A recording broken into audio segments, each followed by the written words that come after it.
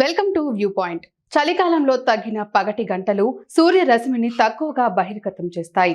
ఇది మీ vitamin D స్థాయిలను తగ్గిస్తుంది మరియు మీ చర్మం యొక్క సహజ ప్రకాశాన్ని ప్రభావితం చేస్తుంది.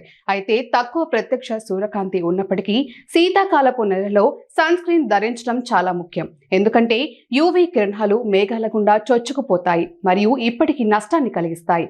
శీతాకాలం ఆహారంలో కూడా మార్పులను తీసుకువస్తుంది. ప్రజలు తరచుగా ధనిక భారీ ఆహారాలు తినడం మరియు తక్కువ నీరు త్రాగడం ఇది మీ చర్మం యొక్క మొత్తం ఆరోగ్యం మరియు రూపాన్ని ప్రభావితం చేస్తుంది.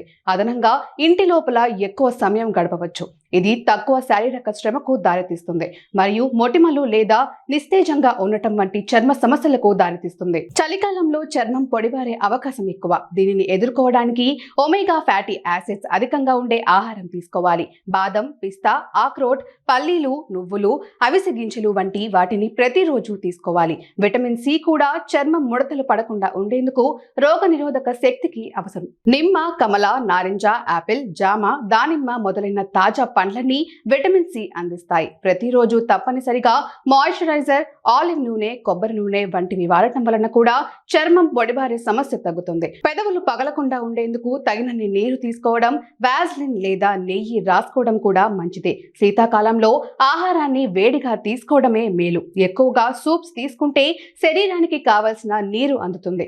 అల్లం, వెల్లుల్లి, దాల్చిన చెక్క, లవంగాలు వంటి మసాలా దినుసులు వాడటం వల్ల కూడా శీతాకాలం ఆరోగ్యం మెరుగ్గా ఉంటుంది. ఎండ తగిలే అవకాశం తక్కువ కాబట్టి వీలు చేసుకొని రోజుకు కనీసం అరగంటైనా సూర్యరశ్మి తగిలేలా చూసుకోవాలని నిపుణులు చెప్తున్నారు.